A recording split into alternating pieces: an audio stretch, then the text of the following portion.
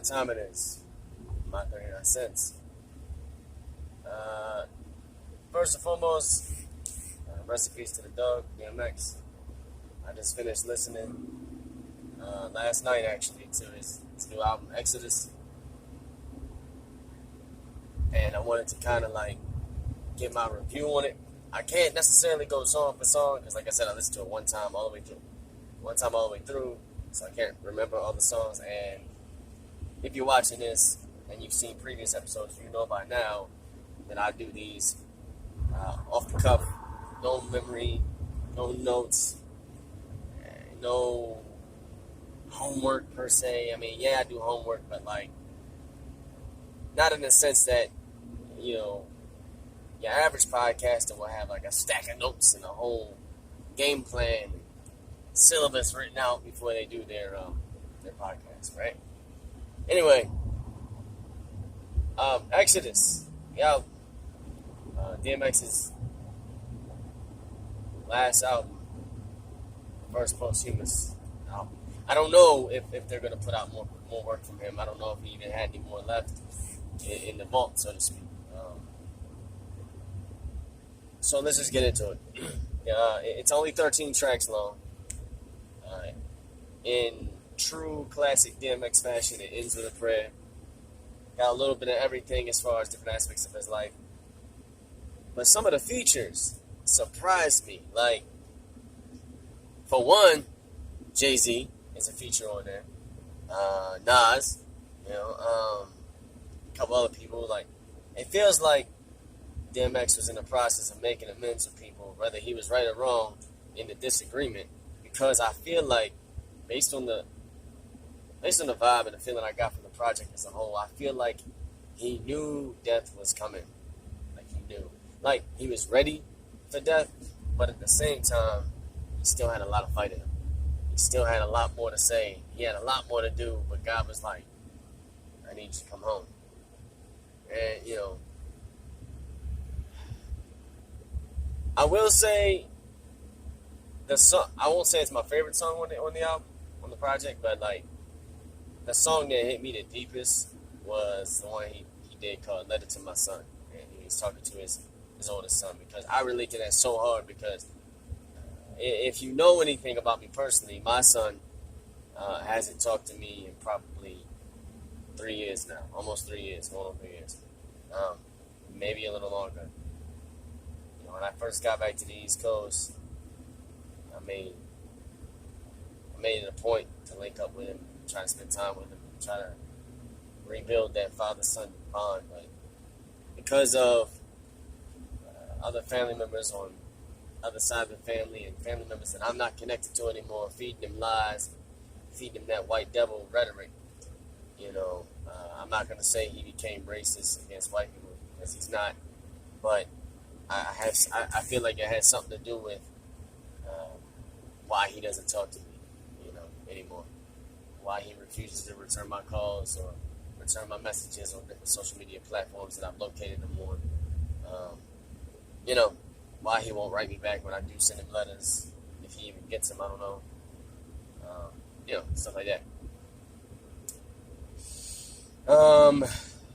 So yeah, that song hit me the deepest, hit me the hardest. And every single song, it's like, in some ways I feel like, out of respect for DMX, they put it out in its unfinished form.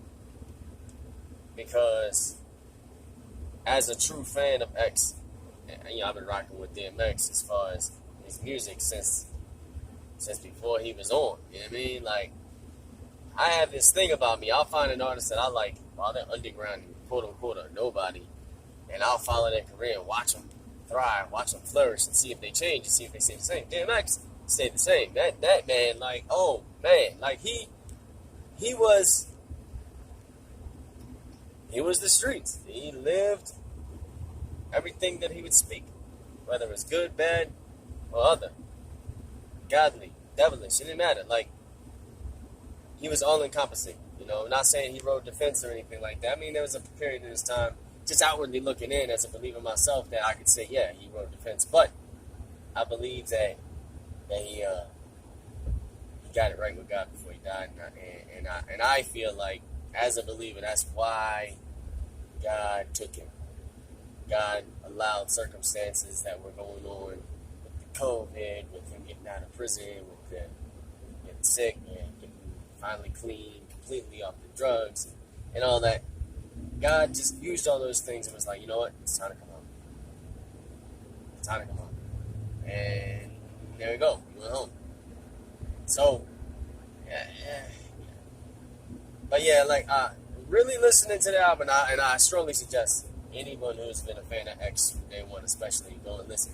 You'll see all the aspects of DMX. But you'll also be able to tell that very possibly the project itself was unfinished, but because DMX passed away, and because he was so involved in his creative process, and he was very hands-on. He was an old school cat like me, he old school. Yeah, they was like, yo, we gotta put this out. We gotta put this out because that's what X would have wanted. I don't know if there's gonna be anything else. Because I had heard rumors, and I'd even heard DMX say in an interview himself, previous to him getting sick, that, he had songs with, Pop Smoke, rest in peace as well. A few other new cats. He was like, yeah, I'm doing something new, but this is the kind of new I'm working with. He named Pop Smoke, rest in peace, and a couple others. So I don't know.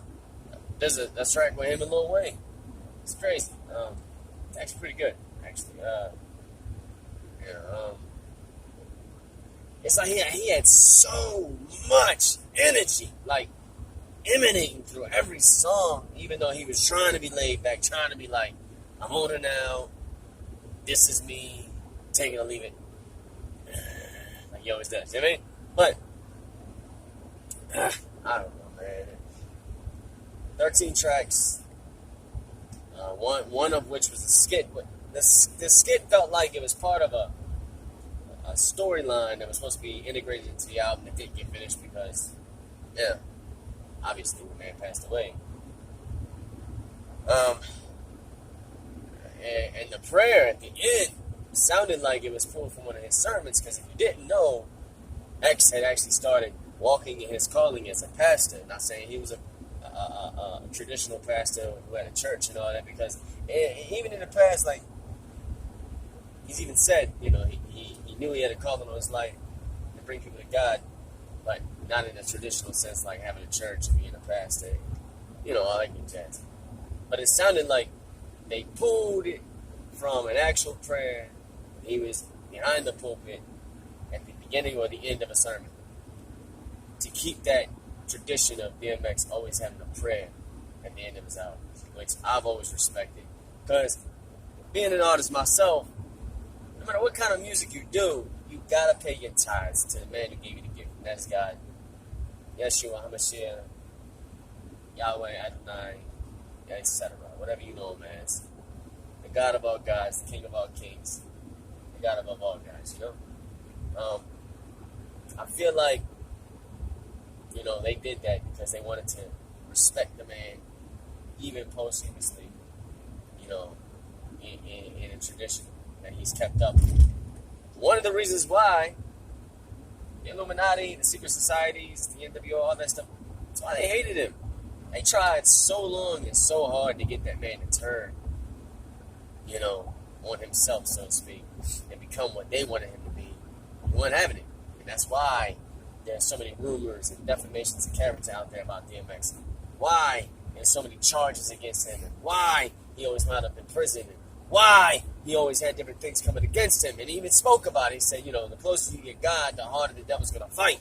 He said it exactly that way. I'm paraphrasing, but, it makes sense.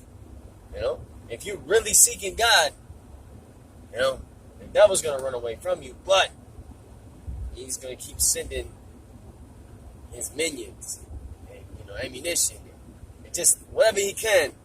If he can't beat you this way, he's going to try that way. If he can't get you in your music, he's going to try to get you in your hobbies. If he can't get you in your hobbies, he's going to try to get you in your home life. If he can't get you in your home life, he's going to try to get you in, etc., etc. You know what I mean?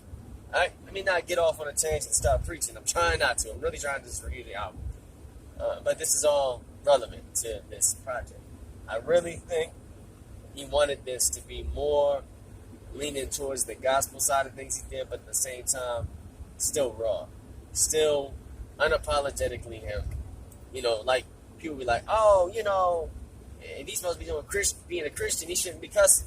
Who said that? What idiot, where started that? I've said this before. When it comes to words that are quote unquote cuss words or curses, it's all in the usage. I'll give you an example. I miss my bitch. My bitch was Honey Baby. That was my first dog. What is the dictionary definition of a female dog? A bitch. So, am I really cussing? Not really. Not in the way that y'all say it. The Bible says not to have any foul communication proceed out of your mouth. That means you're not supposed to cuss at people. You're not supposed to put curses on people. But if I'm at work and I cut myself, fuck, shit, I'm not cussing at anybody. It's a reaction. A lot of the times, a curse word is literally a filler word because you can't think of nothing else to say in the moment. Right? It only really becomes a problem when it becomes excessive, or you're doing it just to spite somebody, or you're being, antagonistic. That's when it leans into the lines of being a sin. And going back to what piggybacking on what I've said in previous 39 cents, sin is different for everybody. What I understand as a sin, you might not. Vice versa. Also, there's levels and plateaus to this thing. You don't know what level or plateau I'm on in my walk with God, just like I don't know with you unless the Holy Spirit tells me. So who are you to judge? I'll answer that for you. Nobody.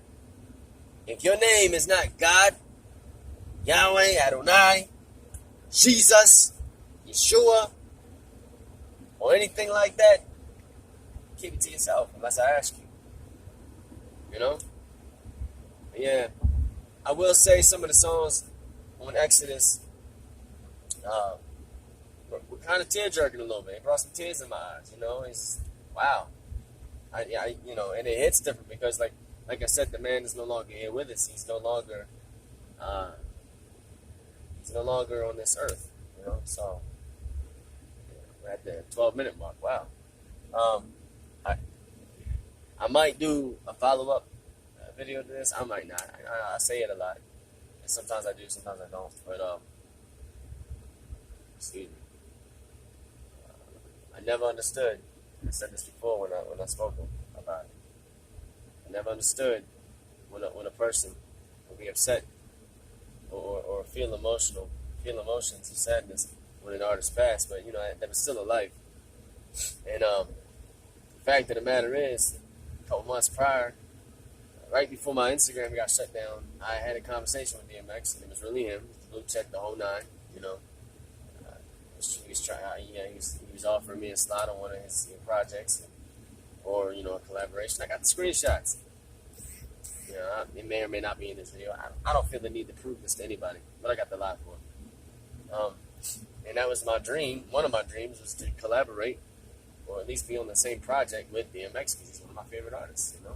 One of my main influences as a child, coming up, hip-hop,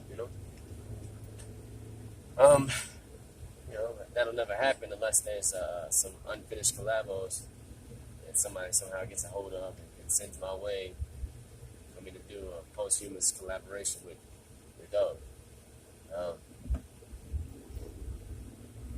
Yeah, this is kind of hard to talk about, man. It's crazy.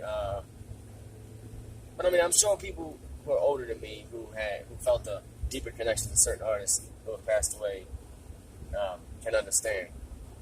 I'm in my late 30s, so if you're in your 40s or late 40s or 50s, and there was an artist out there that has passed away who you feel like you had a deeper connection to versus the other artists and entertainers that you like, you can understand how I'm feeling, So yeah. Hello, Copper. Yeah. Lil Wayne's collaboration on that with Lil Wayne. There's collaboration on there with Nas. 2 songs, I believe, on there with Nas. There's these guys, I don't really know them. I'm not mistaken, I think they're from Maryland because they mentioned Murderland. And then they talk about Purple and Raven type related stuff. So, yeah. And, you know, if you knew anything about DMX, New York was his home, but Baltimore was like his second home. Back in the day, you'd hear about X coming through with the 4-wheelers and all that, the Rough Riders, and, you know. As a kid, I ain't gonna lie, I used to want to be a Rough Rider. Like, I used to want to be part of the club, but I have my own club now. That's probably, if I ever had to patch over my club for any reason, that would be one of the only clubs I would consider. For a few reasons that I'm not going to get into right now. One being because of my respect for DMX. I'm not going to say I idolize him because I make it a point, and I'm very careful not to idolize any human because that is in itself. That's it, and it's very clear in the Bible. So yeah. The Rough Riders see this, mad respect. You know, yeah. Hey, look at that! My cup matches my outfit. Well, my Joker shit today, yeah. Yeah, man. Anyway, so yeah, if you haven't heard it, it's only been out for a couple days. I strongly suggest it might have been out longer by the time you see this video, because you know, if you're a fan of my podcast, you know that I pre-record these in the truck, usually on my way to work, or whatever, and get them edited and all done nice, and I put them up and wait for y'all feedback and the plays and the likes and the dislikes and etc. By the way, while I got you guys listening, who would like my 39 cents merch? Who would buy a shirt? Who would buy a hat? Who would buy a jersey? Let me know. Tell me in the comments. Email me. You know, it's fine too. I'm with it. Enough about that.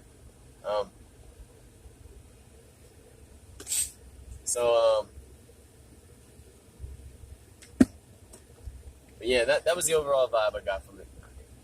I feel like DMX was ready. He was ready, but he wasn't. So let me explain.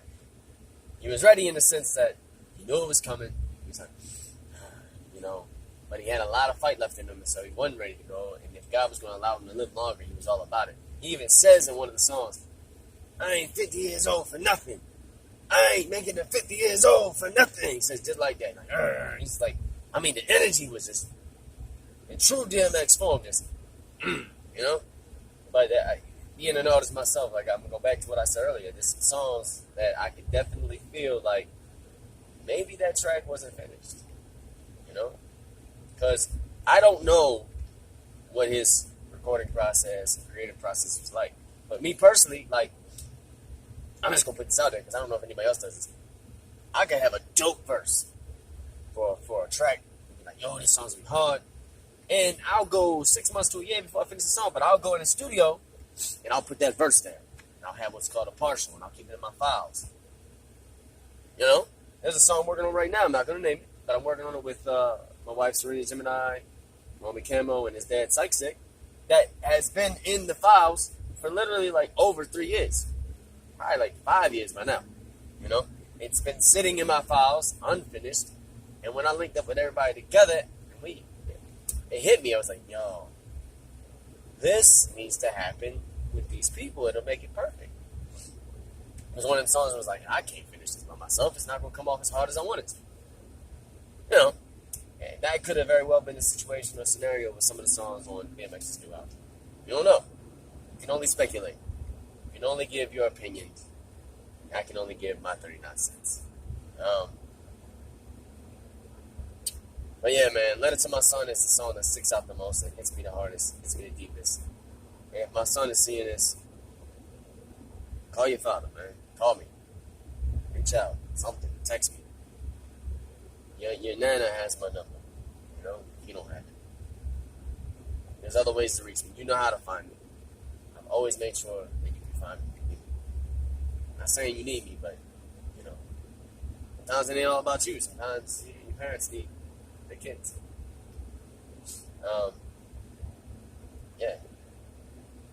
That's the saddest part of the song.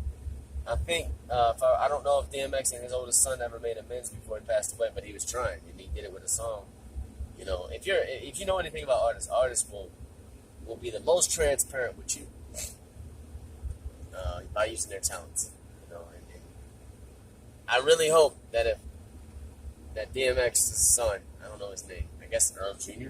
What I understand, I don't know, I could be wrong, but I hope that he reached out to his father and they made amends before X passed. You know. I mean, X had a lot of kids, but it's like, it doesn't matter. You got one kid, you can have 21 kids. They all mean something to you, especially if you know about it. You know? Especially if you know about it. And you can prove that they're yours. Because, you know, there's been people in the past try to say that I had kids with them, and I'm like, alright, DNA test. No DNA test? That ain't my baby. Sorry. Yeah. Yeah. So,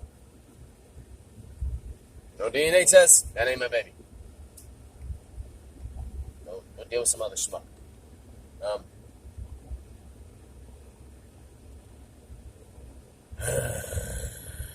Alright, well,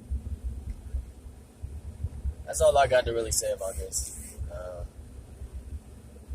gonna get all sappy and emotional if I keep going. Enough about that.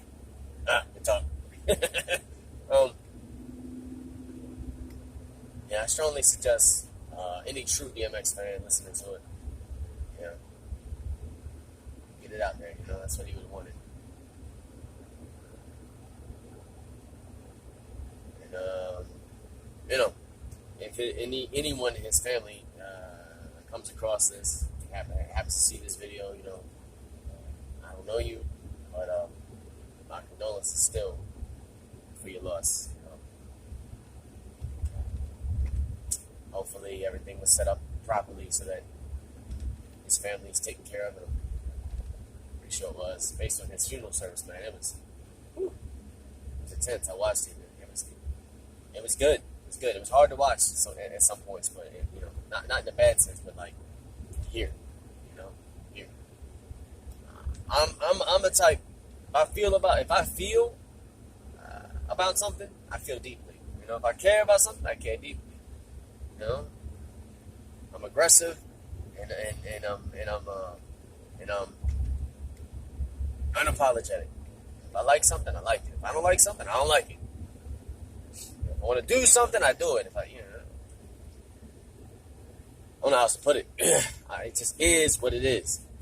You know, I'm a Baltimore cat, man. That's what it is. One of my favorite lines DMX ever said.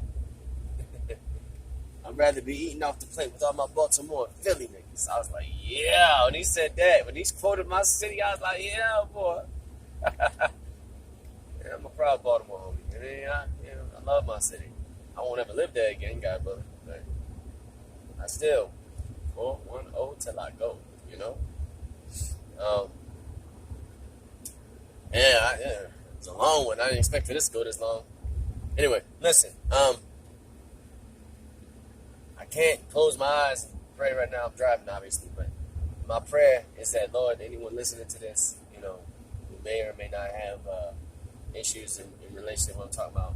Like, if you have family that you know you're at odds with, you know, or children that you're not talking to, or parents that you're not talking to, and you hear this, you know, you need to go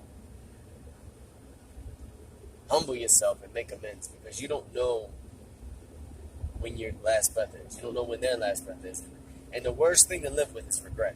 The worst thing. Like, oh, I should have called him. Oh, I should have did this. I should have did. And coulda, woulda, shoulda don't mean nothing when somebody died. It doesn't mean anything anymore. They're gone. So I urge, in Jesus' name, that if you're hearing this under the sound of my voice, you will be moved by the Holy Spirit to make things right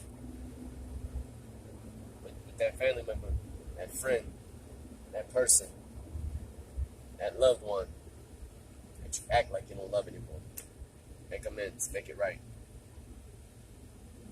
And Taiwan, if you're listening, I hope to hear from you soon. I still love you. I know you're a man now. I know you've grown up, but I still love you. Alright. Y'all go check out Exodus. If you've heard it, drop your comments. Let me know what you think. Maybe add on to what I'm saying. But that is what sticks out to me the most. That is my 39 cents. Tune in next week.